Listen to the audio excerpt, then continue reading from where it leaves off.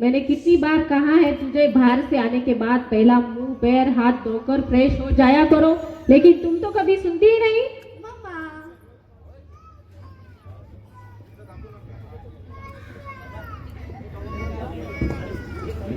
नहीं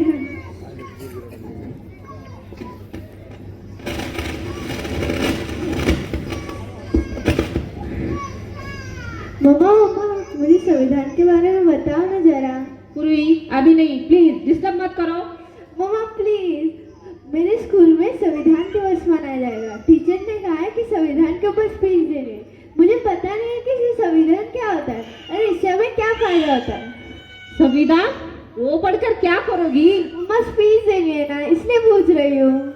बेटा मुझे ना संविधान के बारे में ज्यादा कुछ पता नहीं। हाँ, बस इतना जानती हूँ कि डॉक्टर अंबेडकर नाम के व्यक्ति ने लिखा है और वो तीसरी जाति के लोगों के लिए लिखा है, उसमें हमारे लिए कुछ नहीं बेटा।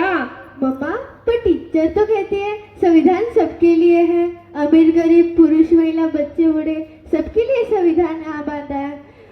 आप तो कॉलेज तक पढ़ चुकी हो, आपको संविधान के बारे में नहीं पता? अरे बाबा, हमारे टाइम में ना सिलेबस में संविधान ही नहीं था, इसलिए कभी पढ़ने की जरूरत भी नहीं पड़ी। तो फिर मम्मा मुझे संविधान के बारे में बताएगा कौन? तुम्हारे पापा बताएंगे। आज रात दिल्ली से उनकी फ्लाइट है, बिजनेस मीटिंग खत्म करके ही वो आने वाले हैं, तो तुझे जो भी डाउट्स है ना फुर्सत में पूछ लेना। पापा उन्हें तो काम से फुर्सत नहीं मिलती, घर में रहते हैं कहाँ है वो क्या बताएंगे मुझे संविधान के बारे में? पूर्वी बेटा छोड़ो ये संविधान विधान की बोरिंग बातें। तुम ना एक काम करो, तुम ना डांस में पार्टिसिपेट करो, बहुत मजा आएगा। मैं ना तुम्हारे लिए ना एड्रेस भी लाऊंगी, कल ही मैंने टीवी में देखा है। मम्मा आपको अपने टीवी सीरियल्स और बाबू को अपना काम, मेरे लिए किसके पास वक्त ही नहीं रहता, कैसे होगी माँ बाप? पूर्वी जबान मत चलाओ, बड़ों की इज्जत करना सीखो जरा। जाओ अपने कमरे में, अब ना होगी स्पीच ना होगा डांस।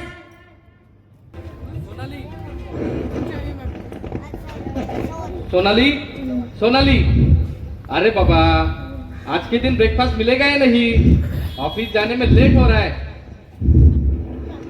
सब्र करो जरा, मैं कोई मशीन नहीं हूँ, बटन दबाए और सब तैयार। या मेरे 10 हाथ नहीं है। मेरी परेशानी कब समझोगे रवि आप? एक तो रात को लेट आए और आज छुट्टी के दिन भी ऑफिस, कभी घर वालों की अभी वक्त निकालो रवि। अरे जस्ट चिल सोनाली, वो क्या है ना, कल मुंबई आने वाली सभी फ्लाइट्स डिले थी, इसीलिए कुछ ज्यादा ही लेट हुआ। हाँ, और एक बात पता है, इतनी हड़बड़ी में भी तुम्हारे लिए कुछ लेके आया हूँ। मेरे लिए? हाँ, क्या लेके आए हो? वो फ्रिज में रखा है, देखो तो।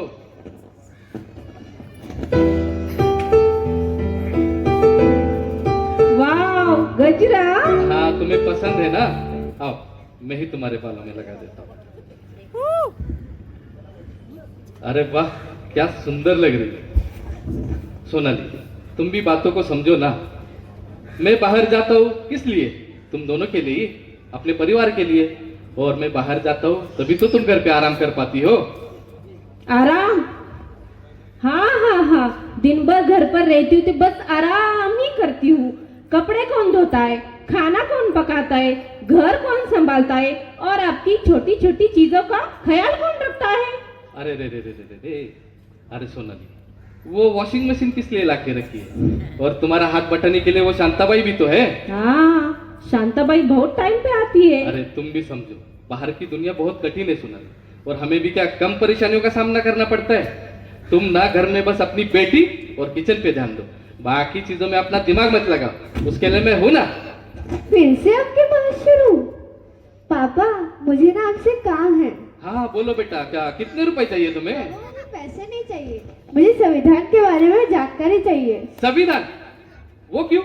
पापा मेरे स्कूल में संविधान दिवस मनाया जाएगा, टीचर ने कहा है कि संविधान के ऊपर स्पीच देंगे, इसलिए। बेटा देखो, हमारे देश में जो इलेक्शन होते हैं ना, वो सब संविधान की वजह से, जैसे कि मुख्यमंत्री का इलेक्शन, प्रधानमंत्री का इलेक्शन, लोकल बॉडीज के इलेक्शन, ये सब संविधान की वजह से। बाकी संविधान का कुछ मतलब है नहीं। और हाँ, संविधान की वजह से ना इन छोटी छोटी जातियों को रिजर्वेशन मिला है, जैसे कि scheduled caste, scheduled tribe, other backward class, minorities. हमें इससे कुछ नहीं मिला, हमें क्या लेना देना, छोड़ो ये बातें। पापा पर टीचर तो कहती है संविधान ने हमारा पूरा देश बदला है। अरे देखो, तुम ना अपने एकेडमिक्स के बाकी जो सब्जेक्ट है जैसे कि साइंस, फिजिक्स, बायोलॉजी, इस पे थोड़ा ध्यान दो ना। ये संविधान क्यों? आपके बॉस का फोन है। तुम मत देखना, मैं देख लेता हूँ। बेटा चलो अब नहा लो तुम। मैंने ना तुम्हारे लिए डोसा बनाया है, इनको करने दे इनका काम। चलो।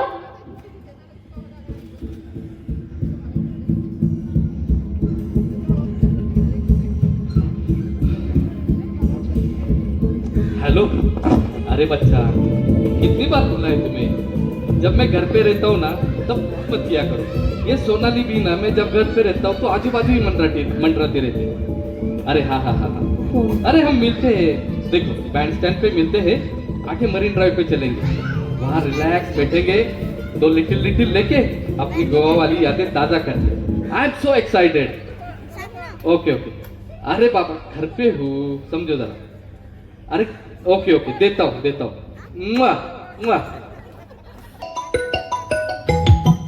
हेलो, हाँ जी हाँ, मैं ही बोल रही हूँ। क्या?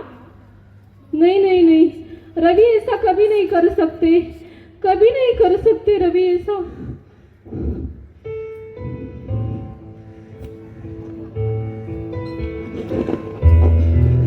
सोनाली, एक गिलास पानी देना जरा।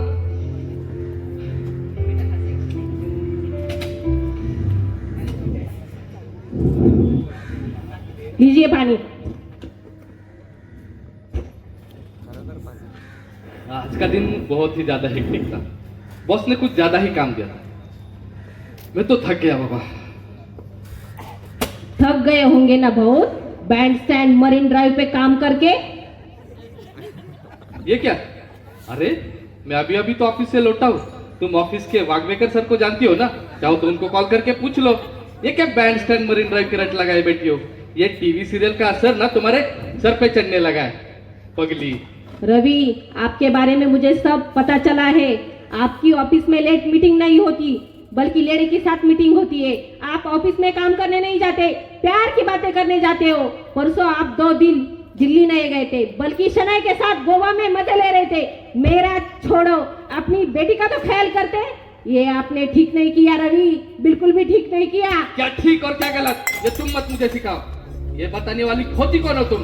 इस आलीशान घर में रहने को मिलता है, 2 वक्त की रोटी मिलती है, अच्छे कपड़े पहनने को मिलते हैं, इतना देश विदेश घुमाते हो, ये क्या कम है तुम्हारे लिए?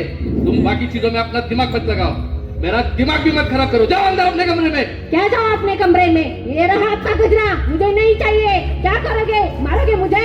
हाँ मारूंगा, बहुत मारूंगा। बहुत जबान चल रही है तुम्हारी, आज तुम्हारी खाली उजाड़ देता हूँ। साली बहुत जबान चढ़ रही तुम्हारी।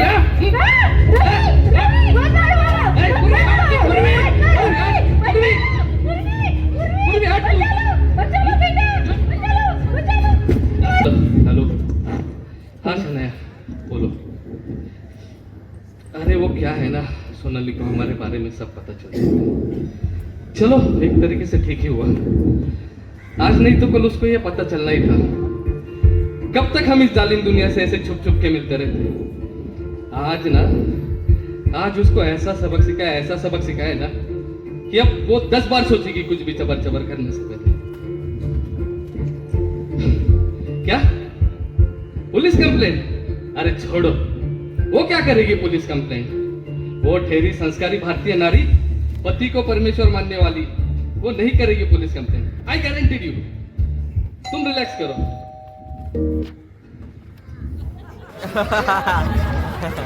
रवि यादव, आप ही हो? हाँ सर, मैं हूँ सर, बोलिए ना। मिस्टर रवि यादव, मैं इंस्पेक्टर एटोबिल पुलिस स्टेशन से। Hello hello. आपके घर से कॉल आया था। कॉल मेरे घर से? किसने किया था सर?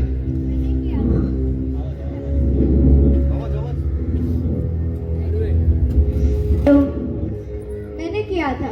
पुलिस अंकल, मेरे पापा मेरे मम्मी को बहुत मारते हैं, ये अच्छे पापा नहीं है। मिसेस यादव, क्या सच में आपके पति ने आपको मारा है? मम्मा, मम्मा बोलो, डरो मत, पुलिस अंकल को सच सच बता दो। मैडम, आप आपके पति के खिलाफ कंप्लेंट करना चाहती है? साहब, लोग क्या कहेंगे, समाज क्या सोचेगा?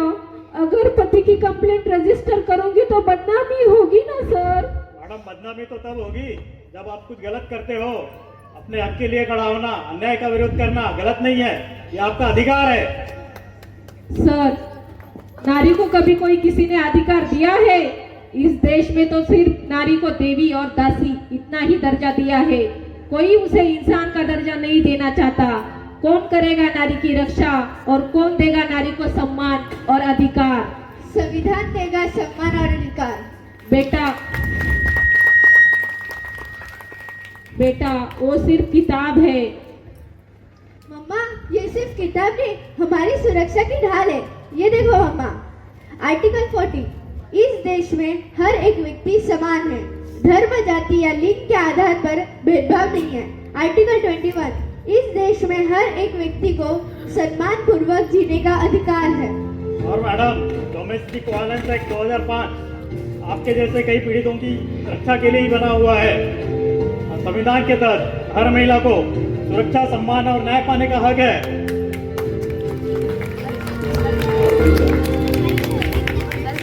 और अन्याय करने वालों की असली जगह घर नहीं बल्कि जेल होती है। रोहित, घेरे डाला। सर, प्लीज सर, एक मिनट। पूर्वी, सोनाली, मुझे माफ कर दो, मुझसे बहुत बड़ी गलती हुई, मैं मानता हूँ। मुझे लगा मैं मर्द हूं तो मैं कुछ भी कर सकता हूँ, लेकिन असली मर्दानगी नारी को मारने में नहीं बल्कि उनका सम्मान करने में है।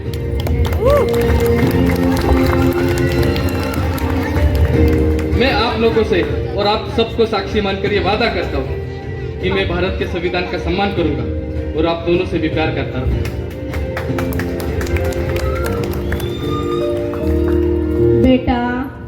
बेटा, मुझे आज समझ में आया, संविधान सिर्फ किताब नहीं, हर बच्चे, हर स्त्री, हर इंसान की आवाज है। थैंक यू डॉक्टर बाबा साहब अंबेडकर, जिन्होंने हमें ये शक्ति दी। बेटा, मैं वादा करती हूँ, मम्मा अब टीवी पे सास बहू नहीं देखेगी बल्कि संविधान सीखेगी।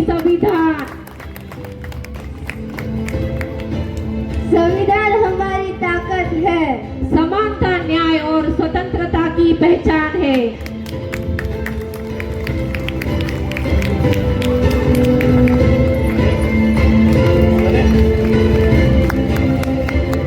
जय भीम, जय संविधान।